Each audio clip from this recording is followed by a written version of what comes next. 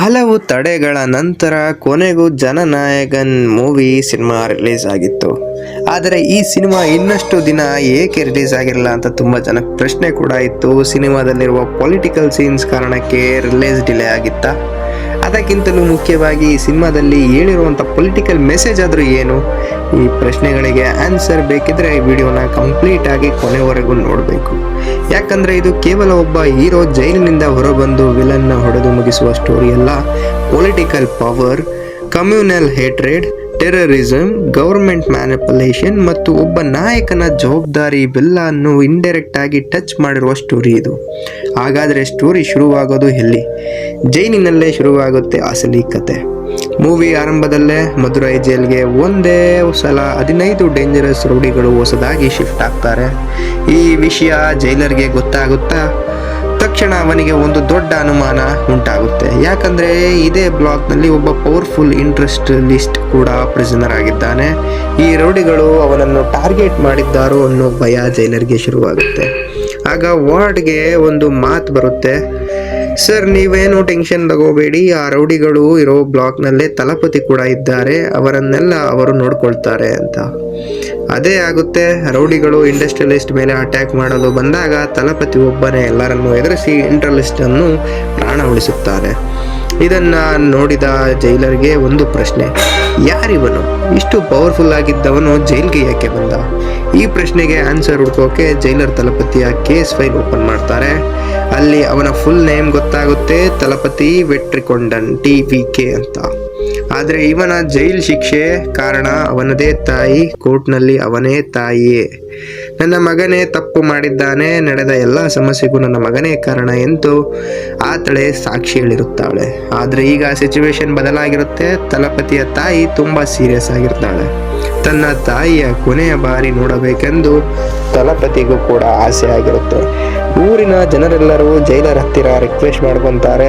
ಕೊನೆಯ ಜೈಲರ್ಗೆ ತನ್ನ power use ಮಾಡಿಕೊಂಡು ಅವನಿಗೆ 2 ದಿನ ಪ್ಯಾರೋಲ್ ಕೊಡಿಸುತ್ತಾರೆ. ತಲಪತಿ ತಾಯಿಯ ನೋಡಲು ಹೋಗುತ್ತಾರೆ.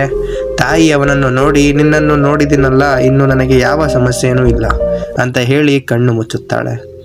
ತಾಯಿಯ ಸಾವಿನಿಂದ ತಲಪತಿ ಸಂಪೂರ್ಣವಾಗಿ ಕುಸಿದು ಹೋಗುತ್ತಾಳೆ. ಈ ಸಮಯದಲ್ಲಿ ಜೈಲರ್ನ ಚಿಕ್ಕ ಮಗಳು ವಿಜಿ ಅವನ ಹತ್ತಿರ ಬಂದು, ನಿಮ್ಮ ಅಮ್ಮ ಇಲ್ಲ ಅಂದರೆ ಏನಾಯಿತು, ಇನ್ನು ಮುಂದೆ ನಾನೇ ನಿನ್ನ ಅಮ್ಮ ಎಂದು ಅವನಿಗೆ ಧೈರ್ಯ ಕೊಡುತ್ತಾಳೆ. ಆದರೆ ವಿಜಿಗೂ ಕೂಡ ಒಂದು ದೊಡ್ಡ ಸಮಸ್ಯೆ ಇದೆ. ಚಿಕ್ಕ ವಯಸ್ಸಿನಲ್ಲೇ ತಾಯಿಯನ್ನು ಕಳೆದುಕೊಂಡಿದ್ದರಿಂದ ಅವಳಿಗೆ ಫಿಯರ್ ಫೋಬಿಯಾ ಇರುತ್ತೆ.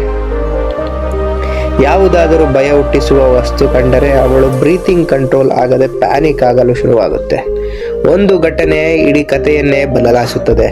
ಇಂಡಿಪೆಂಡೆನ್ಸ್ ಡೇ ಸಂದರ್ಭದಲ್ಲಿ ಗುಡ್ ಬಿಹೇವಿಯರ್ ಇರುವ ಪ್ರಿಸನರ್ನನ್ನು ರಿಲೀಸ್ ಮಾಡುವ ಲಿಸ್ಟಿನಲ್ಲಿ ತಲಪತಿ ಹೆಸರು ಕೂಡ ಸೇರಿಸಲಾಗಿತ್ತು. ರಿಲೀಸ್ ಆದ ನಂತರ ತಲಪತಿ ಜೈಲರ್ನ ಮನೆಗೆ ಹೋಗುತ್ತಾನೆ. ಅದೇ ಸಮಯದಲ್ಲಿ ಜೈಲರ್ಗೆ ಕಮಿಷನರ್ ಆಫೀಸಿಂದ ಅರ್ಜೆಂಟ್ ಕಾಲ್ ಬರುತ್ತೆ. ಹೋಗುವ ಮುಂಚೆ ತನ್ನ ಮಗಳು ವಿಜಿಯನ್ನು ನೋಡಿಕೊಳ್ಳುವ ಜವಾಬ್ದಾರಿಯನ್ನು ತಲಪತಿಗೆ ಕೊಡುತ್ತಾನೆ. ಆದರೆ ಜೈಲರ್ ಆಫೀಸ್ಗೆ ಹೋಗುವ ದಾರಿಯಲ್ಲಿ ಜೈಲರ್ನ ಒಂದು ಆಕ್ಸಿಡೆಂಟ್ ಸಾವನ್ನಪ್ಪಿಸುತ್ತದೆ. ಇದೀಗ ವಿಜಿ ಯಾರೂ ಇಲ್ಲ. ತಲಪತಿ ಅವಳನ್ನು ತನ್ನ ಸ್ವಂತ ಮಗಳಂತೆ ಬೆಳೆಸಲು ನಿರ್ಧರಿಸುತ್ತಾನೆ. ವಿಜಿ ಫಿಯರ್ ಫೋಬಿಯಾ ಹೋಗಬೇಕೆಂದು ಅವನ ಮುಂದೆ ಆರ್ಮಿಗೆ ಜಾಯ್ನ್ ಆಗಬೇಕು ಅನ್ನೋದು ಅವನ ತಂದೆಯ ಕನಸಾಗಿತ್ತು.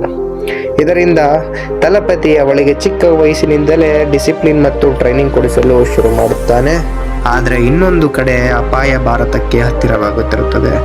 ಆಫ್ರಿಕಾದಲ್ಲಿ ಒಬ್ಬ ದೊಡ್ಡ ಗ್ಯಾಂಗ್ಸ್ಟರ್ ಜೈಲಿನಲ್ಲಿರುತ್ತಾನೆ. ಅವನ ಗ್ಯಾಂಗ್ ಜೈಲನ್ನೇ ಬ್ಲಾಸ್ಟ್ ಮಾಡಿ ಅವನನ್ನು ಹೊರಗೆ ಕರೆದುಕೊಂಡು ಹೋಗುತ್ತೆ. ಆ ಗ್ಯಾಂಗ್ಸ್ಟರ್ನ ಹೆಸರೇ ಓಂ. ಅವನಿಗೆ ಒಂದು ದೊಡ್ಡ ಪ್ಲಾನ್ ಇರುತ್ತೆ, ಓಮ್ ಪ್ರಾಜೆಕ್ಟ್. ಈ ಪ್ರಾಜೆಕ್ಟ್ ಸಕ್ಸಸ್ಫುಲ್ ಆದರೆ ಆಫ್ರಿಕಾ ಗೌರ್ಮೆಂಟನ್ನೇ ತನ್ನ ಕಂಟ್ರೋಲ್ಗೆ ತೆಗೆದುಕೊಳ್ಳಬಹುದು. ಕೊನೆಗೆ ಅವನು ಅದನ್ನೇ ಮಾಡುತ್ತಾನೆ. ಸಂಪೂರ್ಣ ದೇಶದ ಮೇಲೆ ತನ್ನ ಇನ್ಫ್ಲೂಯೆನ್ಸ್ ಬೆಳೆಸಿಕೊಳ್ಳುತ್ತಾನೆ. ವರ್ಷಗಳು ಕಳೆಯುತ್ತವೆ. ವಿಜಿ ದೊಡ್ಡವಳಾಗುತ್ತಾಳೆ. ವಿಜಿ ಕಾಲೇಜಿಗೆ ಹೋಗ್ತಾಳೆ. ತಲಪತಿ ಮೀನ್ ವೈಲ್ ಒಂದು ಸೂಪರ್ ಮಾರ್ಕೆಟ್ ನಡೆಸಿಕೊಂಡು ನಾರ್ಮಲ್ ಲೈಫ್ ನಡೆಸುತ್ತಿರ್ತಾನೆ. ಈ ವಿಷಯ ತಲಪತಿಗೆ ಗೊತ್ತಾಗುತ್ತೆ. ಆದರೆ ಒಂದು ದಿನ ಪೊಲೀಸ್ ಆಫೀಸರ್ ವಿಜಿ ಜೊತೆಗೆ ತಪ್ಪಾಗಿ ವರ್ತಿಸುತ್ತಾನೆ. ಅವನು ಪೊಲೀಸ್ ಆಫೀಸರ್ಗೆ ಒಂದು ಮಾತು ಹೇಳ್ತಾನೆ, ನನ್ನ ಹೆಸರು ನಿಮ್ಮ ಡಿಪಾರ್ಟ್ಮೆಂಟ್ನಲ್ಲಿ ಕೇಳಿ. ಆಫೀಸರ್ ತಲಪತಿ ವೆಟ್ರಿಕೊಂಡನ್ ಅನ್ನೋ ಹೆಸರು ಕೇಳಿದ ತಕ್ಷಣ ಶಾಕ್ ಆಗ್ತಾನೆ. ಯಾಕಂದರೆ ತಲಪತಿ ಹಿಂದೆ ಒಬ್ಬ ಪೊಲೀಸ್ ಆಫೀಸರ್ ಆಗಿರ್ತಾನೆ. ಆ ಆಫೀಸರ್ ವಿಜಿಯನ್ನು ಸೇಫ್ ಆಗಿ ಮನೆಗೆ ತಂದು ಬಿಡುತ್ತಾನೆ. ಆದರೆ ಈಗ ಇಂಡಿಯಾ ಮೇಲೆ ಅಟ್ಯಾಕ್ ಶುರುವಾಗುತ್ತೆ. ಇಂಡಿಯಾಗೆ ಬರುತ್ತಿದ್ದ ಒಂದು ಶಿಪ್ ಟೆರರಿಸ್ಟ್ ಹೈಜಾಕ್ ಆಗುತ್ತೆ. ಆ ಟೆರರಿಸ್ಟ್ ಮೇಲೆ ಯಾರಿಗೂ ನಂಬಿಕೆ ಇರೋಲ್ಲ, ಅದು ಓಮ್ ಗ್ಯಾಂಗ್ ಮಾಡಿರುತ್ತೆ ಅಂತ. ಇಂಡಿಯನ್ ಆರ್ಮಿ ಶಿಪ್ನ ರೆಸ್ಕ್ಯೂ ಮಾಡಲು ಮುಂದಾದಾಗ ಓಮ್ ಗ್ಯಾಂಗ್ ಶಿಪ್ನಲ್ಲೇ ಬಾಂಬ್ ಇಟ್ಟು ಬ್ಲಾಸ್ಟ್ ಮಾಡುತ್ತೆ. ಬ್ಲಾಸ್ಟ್ ಆದ ನಂತರ ಶಿಪ್ಪಿನಲ್ಲಿದ್ದ ಹಲವಾರು ವಸ್ತುಗಳು ಸಮುದ್ರಕ್ಕೆ ಬೀಳುತ್ತವೆ. ಅವುಗಳಲ್ಲಿ ಒಂದು ರೆಡ್ ಟೆಡಿ ಬಿಯರ್ ಇರುತ್ತೆ. ಪೊಲೀಸ್ ಅದನ್ನು ಚೆಕ್ ಮಾಡ್ತಾರೆ. ಆದರೆ ಆ ಟೆಡಿ ಬೇರ್ ಸಾಮಾನ್ಯ ಟಾಯ್ ಅಲ್ಲ, ಇದು ಟೆಡಿ ಬೇರ್ ಮುಂದಿನ ದೊಡ್ಡ ಮಿಸ್ಟರಿಗೆ ಕಾರಣವಾಗುತ್ತೆ. ವಿಜಿ ಆರ್ಮಿಗೆ ಹೋಗೋಕ್ಕೂ ಏಕೆ ಹೆದರುತ್ತಾಳೆ? ತಲಪತಿ ವಿಜಿಯಿಂದ ಆರ್ಮಿ ಸೆಲೆಕ್ಷನ್ ಫಾರ್ಮ್ಗೆ ಸೈನ್ ಮಾಡಿಸಲು ಪ್ರಯತ್ನಿಸುತ್ತಿದ್ದಾನೆ. ಆದರೆ ವಿಜಿ ಸೈನ್ ಮಾಡಲ್ಲ ಎಂದು ಹಠ ಹಿಡಿದು ಕುಂತಿರ್ತಾಳೆ. ಅದೇ ಸಮಯದಲ್ಲಿ ಪೂಜಾ ಅನ್ನೋ ಸೈಕಾಲಜಿಸ್ಟ್ ಅವಳಿಗೆ ಪರಿಚಯ ಆಗ್ತಾಳೆ. ಪೂಜಾ ಒಂದು ಡೀಲ್ ಕೊಡ್ತಾಳೆ, ನೀನು ಆರ್ಮಿ ಫಾರ್ಮ್ಗೆ ಸೈನ್ ಮಾಡು, ನಾನು ನಿನ್ನನ್ನು ನಿನ್ನ ಚಿಕ್ಕಪ್ಪನ ಜೊತೆ ಮದುವೆ ಆಗಲು ಹೆಲ್ಪ್ ಮಾಡ್ತೀನಿ ಅಂತ ಹೇಳ್ತಾಳೆ. ಆದರೆ ಅದೇ ಸಮಯದಲ್ಲಿ ಒಂದು ದಿನ ರೋಡ್ ಸೈಡಲ್ಲಿ ವಿಜಿಗೆ ರೆಡ್ ಕಲರ್ ಟೆಡಿ ಬೇರ್ ಕಾಣಿಸುತ್ತೆ. ಅದನ್ನು ನೋಡಿದ ತಕ್ಷಣ ಅವಳಿಗೆ ಸಿವಿಯರ್ ಪ್ಯಾನಿಕ್ ಅಟ್ಯಾಕ್ ಆಗುತ್ತೆ. ಸೈಕಾಲಜಿಸ್ಟ್ ವಿಜಿಯನ್ನು ಎಕ್ಸಾಮಿನ್ ಮಾಡಿದಾಗ ಅವಳ ಚೈಲ್ಡ್ಹುಡ್ನಲ್ಲಿ ಶಾಕಿಂಗ್ ಟ್ರೂತ್ ಹೊರಗೆ ಬರುತ್ತೆ. ಚಿಕ್ಕವಳಿದ್ದಾಗ ವಿಜಿ ತನ್ನ ಪೇರೆಂಟ್ಸ್ ಜೊತೆಗೆ ಒಂದು ಟೆಡಿ ಬೇರ್ ನೋಡಿರುತ್ತಾಳೆ. ಆ ಟೆಡಿ ಬೇರ್ ಒಳಗಡೆ ಇದ್ದ ಡೇಂಜರಸ್ ವಿಷಯವನ್ನು ಅವಳ ಪೇರೆಂಟ್ಸ್ಗೆ ನೋಡಿ ಬಿಡುತ್ತಾಳೆ. ಆ ಟೆಡಿ ಬೇರ್ ಒಳಗೆ ಇದ್ದ ಡೇಂಜರಸ್ ವಿಷಯ ಅವಳ ಪೇರೆಂಟ್ಸ್ ನೋಡಿ ಬಿಡುತ್ತಾರೆ. ಅದು ನೋಡಿದ ರೌಡಿಗಳು ವಿಜಿಯ ತಂದೆ ತಾಯಿಯನ್ನೇ ಕೊಂದು ಹಾಕುತ್ತಾರೆ. ಅಂದರೆ ವಿಜಿಯ ಫಿಯರ್ಗೆ ಕಾರಣ ಟೆಡಿ ಬೇರ್ ಅಲ್ಲ, ಅದರ ಹಿಂದೆ ಅಡಗಿರುವ ಒಂದು ದೊಡ್ಡ ಕ್ರಿಮಿನಲ್ ನೆಟ್ವರ್ಕ್. ಟೆಡಿ ಬೇರ್ ಒಳಗಡೆ ಏನಿತ್ತು, ಅದರೊಳಗಿರುವಂಥ ಡೇಂಜರಸ್ ವಿಷಯವಾದರೂ ಏನು? ತಲಪತಿ ಜೈಲರ್ನ ಲಾಕೆಟ್ ರೂಮ್ ಓಪನ್ ಮಾಡಿ ಇನ್ವೆಸ್ಟಿಗೇಟ್ ಮಾಡಿದಾಗ ಒಂದು ಶಾಕಿಂಗ್ ಟ್ರೂತ್ ಆಚೆ ಬರುತ್ತೆ. ಓಮ್ ಗ್ಯಾಂಗ್ ಬರೋಬ್ಬರಿ 50 ಲಕ್ಷ ಟೆಡಿ ಬಿಯರ್ಸ್ ಮ್ಯಾನುಫ್ಯಾಕ್ಚರ್ ಮಾಡಿಸಿರ್ತಾರೆ. ಆ ಟೆಡಿ ಬಿಯರ್ಸ್ ಒಳಗೆ 50 ಲಕ್ಷ ಗನ್ಸ್, ಅಂದರೆ ಟಾಯ್ಗಳ ಹೆಸರಿನಲ್ಲಿ ಭಾರತಕ್ಕೆ ವೆಪನ್ ಸ್ಮಗ್ಲಿಂಗ್ ಮಾಡುವ ದೊಡ್ಡ ಪ್ಲಾನ್ ಇರುತ್ತೆ ಅವ್ರದ್ದು. ಈ ಗನ್ಸ್ ಭಾರತಕ್ಕೆ ಹೇಗೆ ಬಂದವು? ಟೆಡಿ ಬಿಯರ್ ಕಂಪನಿ ಹಿಂದೆ ಯಾರಿದ್ದಾರೆ? ಪ್ರಶ್ನೆಗಳಿಗೆ ಆನ್ಸರ್ ಹುಡುಕುತ್ತಾ ತಲಪತಿ ಇನ್ವೆಸ್ಟಿಗೇಷನ್ ಶುರು ಮಾಡುತ್ತಾನೆ. ಆಗ ಕತೆ ಮತ್ತೆ ಫ್ಲ್ಯಾಶ್ ಬ್ಯಾಕ್ಗೆ ಹೋಗುತ್ತೆ. ತಲಪತಿ ಮತ್ತೆ ಓಮ್ ಗ್ಯಾಂಗ್ ನಡುವಿನ ಹಳೆಯ ಕನೆಕ್ಷನ್. ಮದುರೈನಲ್ಲಿ ಇಲಿಸಿಟಿ ಲಿಕ್ವರ್ ಕುಡಿದು ಸಾಕಷ್ಟು ಜನ ಸಾಯ್ತಾರೆ. ಇದರ ಹಿಂದೆ ಇರೋದು ರೌಡಿ ರಾಜಾ. ಓಮ್ ಆಗ ಪೊಲೀಸ್ ಆಫೀಸರ್ ಆಗಿದ್ದು ರೋಜಾಯನ್ನು ಅರೆಸ್ಟ್ ಮಾಡಲು ಹೋಗುತ್ತಾನೆ. ಆದರೆ ರೋಜಾ ಗ್ಯಾಂಗ್ ಓಮನ್ನೇ ಅವಮಾನ ಮಾಡುತ್ತದೆ. ಆ ಘಟನೆ ಅವನ ಜೀವನವನ್ನೇ ಬದಲಾಯಿಸುತ್ತೆ. ಪೊಲೀಸ್ ಯೂನಿಫಾರ್ಮ್ನ ಬಿಟ್ಟು ಓಮ್ ಕ್ರಿಮಿನಲ್ ಆಗಿ ಬದಲಾಗುತ್ತಾನೆ. ಅದೇ ಸಮಯದಲ್ಲಿ ತಲಪತಿ ರೋಜಾಯನ್ನು ಅರೆಸ್ಟ್ ಮಾಡಿ ಹೀರೋ ಆಗ್ತಾನೆ. ಇದರಿಂದ ಓಮ್ಗೆ ತಲಪತಿ ಮೇಲೆ ರಿವೆಂಜ್ ಶುರುವಾಗುತ್ತೆ. ಸಿಟಿಯನ್ನೇ ಬಾಂಬ್ ಬ್ಲಾಸ್ಟ್ ಮಾಡಿ ಡಿಸ್ಟ್ರಾಯ್ ಮಾಡಬೇಕನ್ನೋ ಪ್ಲಾನ್ ಮಾಡಿರುತ್ತಾನೆ. ಆದರೆ ತಲಪತಿ ಓಮ್ ಅನ್ನು ಶೂಟ್ ಮಾಡ್ತಾನೆ. ಓಮ್ ಸತ್ತಿದ್ದಾನೆ ಅಂತ ಅಫಿಷಿಯಲ್ ರೆಕಾರ್ಡ್ ಆಗುತ್ತೆ. ಅದೇ ನಿಜ ಏನು ಅಂತ ಗೊತ್ತಿರಲ್ಲ. ಓಮ್ ಬದುಕೊಳ್ಳದಿರ್ತಾನೆ. ಆಫ್ರಿಕಾಗೆ ಎಸ್ಕೇಪ್ ಕೂಡ ಆಗಿರ್ತಾನೆ. ಅಲ್ಲಿಂದಲೇ ಸಿನಿಮಾದ ಬಿಗ್ಗೆಸ್ಟ್ ಪೊಲಿಟಿಕಲ್ ಆಂಗಲ್ ಶುರುವಾಗ್ಬೋದು.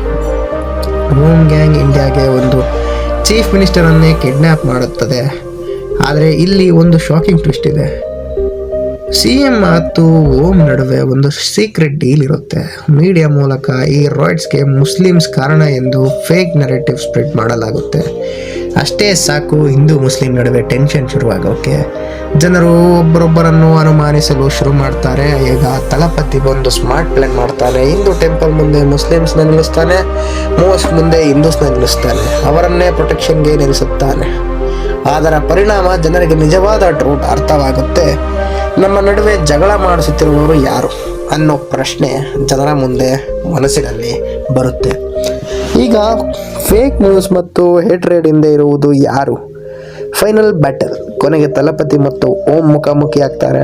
ಇಬ್ಬರ ನಡುವೆ ಭಯಂಕರ ಫೈಟ್ ಕೂಡ ನಡೆಯುತ್ತೆ. ಇಷ್ಟವರೆಗೂ ತನ್ನ ಫಿಯರ್ನಿಂದ ಓಡುತ್ತಿದ್ದ ವಿಜಿ ಕೂಡ ಕೊನೆಗೆ ತನ್ನ ಭಯವನ್ನು ಎದುರಿಸುತ್ತಾಳೆ. ಅವಳು ಕೂಡ ಫೈಟ್ ಮಾಡಲು ಶುರುಂಭಿಸುತ್ತಾಳೆ. ಕೊನೆಗೆ ಓಮ್ ಗ್ಯಾಂಗ್ನಿಂದ ಜನರನ್ನು ರಕ್ಷಿಸುತ್ತಾಳೆ. ಆದರೆ ಸಿನಿಮಾ ಇಲ್ಲಿಗೆ ಮುಗಿಯಲ್ಲ ಪ್ರಿಯ ವೀಕ್ಷಕರೇ. ಕೊನೆಯದಾಗಿ ಒಂದು ಸ್ಟ್ರಾಂಗ್ ಪೊಲಿಟಿಕಲ್ ಮೆಸೇಜ್ ಕೊಡುತ್ತದೆ. ಒಳ್ಳೆ ಸರ್ಕಾರ ಬರಬೇಕಾದರೆ ಒಳ್ಳೆ ನಾಯಕನನ್ನು ಆಯ್ಕೆ ಮಾಡಬೇಕು, ಯೋಚನೆ ಮಾಡಿ ವೋಟ್ ಹಾಕಿ ಅಂತ. ಪವರ್ ಆಗಿ ಜನರ ನಡುವೆ ರಿಲಿಜನ್ ಹೆಸರಿನಲ್ಲಿ ಡಿವೈಡ್ ಮಾಡೋದು, ಫೇಕ್ ನ್ಯೂಸ್ ಮೂಲಕ ಹೇಟ್ರೆಡ್ ಕ್ರಿಯೇಟ್ ಮಾಡೋದು, ಪೊಲಿಟಿಕಲ್ ಲೀಡರ್ಸ್ ಮತ್ತು ಕ್ರಿಮಿನಲ್ಸ್ ನಡುವಿನ ಸೀಕ್ರೆಟ್ ಡೀಲ್ಸ್, ಇವೆಲ್ಲರದ ವಿರುದ್ಧ ಒಂದು ಇಂಡೈರೆಕ್ಟೆಡ್ ಪೊಲಿಟಿಕಲ್ ಸ್ಟೇಟ್ಮೆಂಟ್ ಕೊಡೋ ಪ್ರಯತ್ನ ಈ ಸಿನಿಮಾದಲ್ಲಿದೆ. ಅದಕ್ಕೆ ಈ ಸಿನಿಮಾದ ಪೊಲಿಟಿಕಲ್ ಸೀನ್ಸ್ ಬಗ್ಗೆ ಇಷ್ಟು ಡಿಸ್ಕಷನ್ ಆಗ್ತದೆ. ನಿಮಗೆ ಈ ಸಿನಿಮಾ ಅತ್ಯಂತ ಪವರ್ಫುಲ್ ಆಗಿ ಎನ್ನಿಸಿದೆ? ಪೊಲಿಟಿಕಲ್ ಸೀನ್ ಯಾವುದು ಕಮೆಂಟ್ಸ್ನಲ್ಲಿ ತಿಳಿಸಿ. ಇಂತಹ ಕಂಪ್ಲೀಟ್ ಮೂವಿ ಎಕ್ಸ್ಪ್ಲನೇಷನ್ ಬೇಕಿದ್ದರೆ ಚಾನಲ್ನ ಸಬ್ಸ್ಕ್ರೈಬ್ ಮಾಡಿ, ವಿಡಿಯೋನ ಇನ್ನಿಷ್ಟವಾದರೂ ಲೈಕ್ ಮಾಡಿ, ನಿಮ್ಮ ಫ್ರೆಂಡ್ಸ್ ಒಟ್ಟಿಗೆ ಶೇರ್ ಮಾಡಿ. ಮತ್ತೊಂದು ಇಂಟ್ರೆಸ್ಟಿಂಗ್ ಸ್ಟೋರಿಗೆ ಚಾನಲ್ಗೆ ಸಬ್ಸ್ಕ್ರೈಬ್ ಆಗಿ. ಧನ್ಯವಾದಗಳು.